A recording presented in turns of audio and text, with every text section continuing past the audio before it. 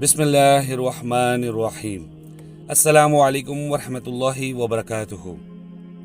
रसूलुल्लाह सल्लल्लाहु अलैहि वसल्लम ने फरमाया, 4 कबीरा गुनाह ऐसे हैं जिनसे बचो। वो कौन से हैं? अल्लाह ताला के साथ किसी को शरीक ठहराना। नंबर 2, वालिदैन की नाफरमानी करना। नंबर 3, किसी की जान लेना। नंबर 4, झूठी गवाही देना। जी नाज़रीन, हम लोगों को देखना पड़ेगा क्या हम इन 4 कबीरा गुनाह में शामिल तो नहीं हैं?